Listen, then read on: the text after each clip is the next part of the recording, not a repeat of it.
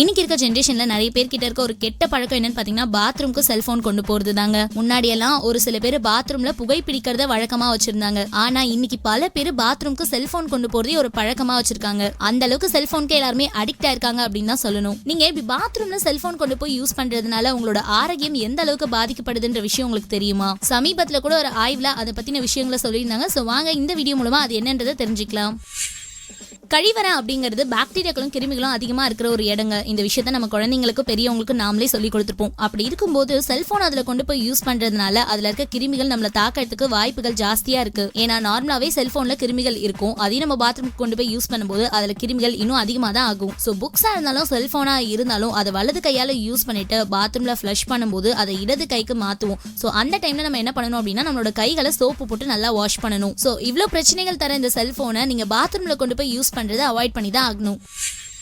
Cellphone மூலமா மட்டும்தான் கிருமிகள் பரவுது அப்படின்னு நம்ம இவ்வளவு நாளா நினைச்சிட்டு இருக்கோங்க. ஆனா வேற வழியும் இருக்கு. அதாவது ஒருவேளை நம்ம அன்றாட யூஸ் பண்ற டூத் பிரஷா இருக்கட்டும் சரி, இல்ல சோப்பா இருக்கட்டும் சரி, இதெல்லாம் நம்ம பாத்ரூம்ல யூஸ் பண்ணிட்டு அப்படியே வச்சுட்டு வந்துருவோம். இதுலயும் கிருமிகள் பரவறதுக்கு நிறைய வாய்ப்பு இருக்கு. சோ நீங்க அன்றாட யூஸ் பண்ற இந்த பொருட்கள் எல்லாத்தையும் யூஸ் பண்ண உடனே பாத்ரூமை விட்டு வெளியில கொண்டு வரது தாங்க நல்லது. அண்ட் அடுத்தது நம்ம பார்க்க போற விஷயம் என்னன்னு பாத்தீங்கன்னா ரொம்பவே முக்கியமான ஒரு விஷயங்க. பாத்ரூம்க்கு செல்போன் கொண்டு போறதுனால கிருமிகள் அதுல பரவும் அப்படிங்கறது நான் உங்களுக்கு சொல்லியிருந்தேன் இல்லையா?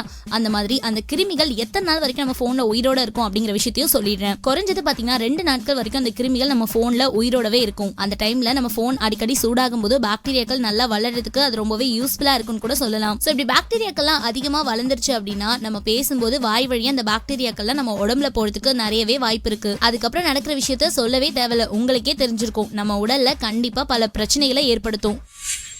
சரி, இவ்வளவு விஷயத்த சொல்லிட்டீங்க, அப்ப போனுக்கு கவர் போட்டுட்டு பாத்ரூம்ல யூஸ் பண்ணலாமா அப்படிங்கிற கேள்வி உங்கள நிறைய பேருக்கு இப்ப தோணும். இது எப்படி தெரியுமா இருக்கு? பூனை கண்ணை மூடிட்டா உலகமே இருட்டாயிடுன்னு சொல்லுவாங்களே, அந்த மாதிரி தான் இருக்கு உங்க கேள்வியும். நீங்க உங்க போனை எவ்வளவுதான் சேஃப்டியா பாத்ரூம்ல யூஸ் பண்ணாலும் கிருமிகள் கிட்ட இருந்து தப்பிக்கிறதுக்கு வழியே இல்லைங்க. இருக்கிற ஒரே வழி என்னன்னு பாத்தீங்கன்னா உங்க போனை பாத்ரூம்க்கு கொண்டு போகாம யூஸ் பண்றதுதான். இதுதான் இருக்கிற ஒரே சிறந்த வழி.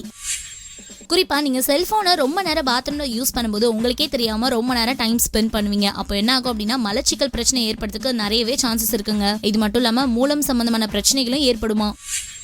பாத்ரூமை எப்போ ரெஸ்ட் ரூம் சொல்ல ஆரம்பிச்சோமோ அப்பவே நம்ம அதிக நேரம் அங்க செலவழிக்க ஆரம்பிச்சிட்டோம். ஸோ ஒவ்வொரு வேலைக்கும் பாத்தீங்கன்னா ஒவ்வொரு இடம் இருக்கு. அந்த வகையில செல்போன் உபயோகிக்கிறதுக்கு பாத்ரூம் ஏற்ற இடமே இல்லைங்க. அதனால செல்போனை முடிஞ்ச வரைக்கும் அவாய்ட் பண்ண பாருங்க. முக்கியமா பாத்ரூம்ல யூஸ் பண்ணவே பண்ணாதீங்க.